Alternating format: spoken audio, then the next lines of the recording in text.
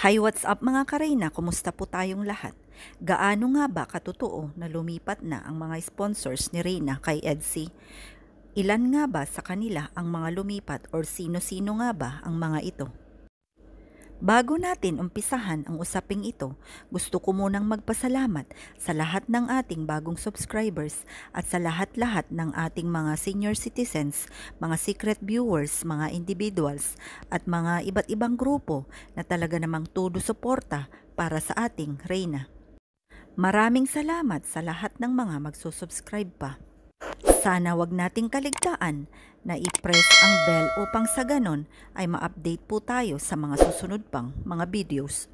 Mga kareyna, tuloy-tuloy ang mga iba't ibang balita, fake news at kung ano-ano pa na mga lumalabas sa ngayon na mga bali-balita patungkol sa ating dalaga.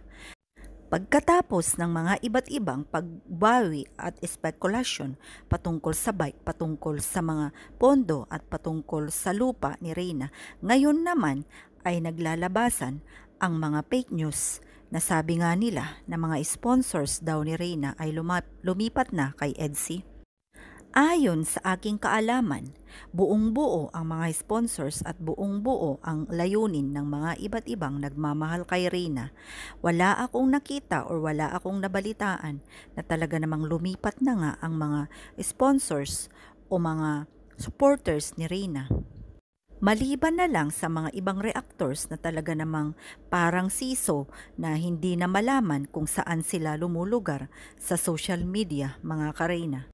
Ano ang masasabi nyo sa usaping ito?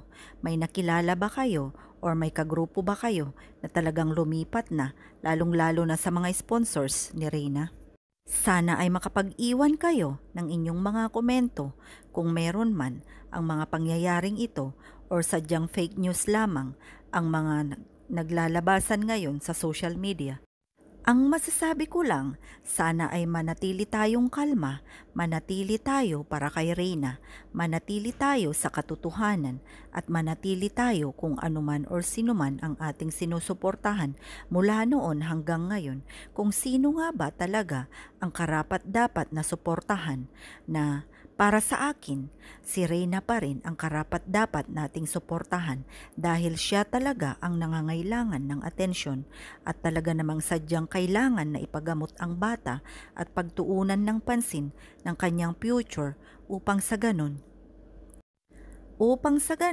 ay mamuhay na ng normal ang ating dalaga, lalong-lalo na ang kanyang gamutan naway isama natin sa ating mga prayers na sana sa lalong madaling panahon ay madala na nga ito sa St. Luke Medical Center na kung saan ay inaantay ng karamihan.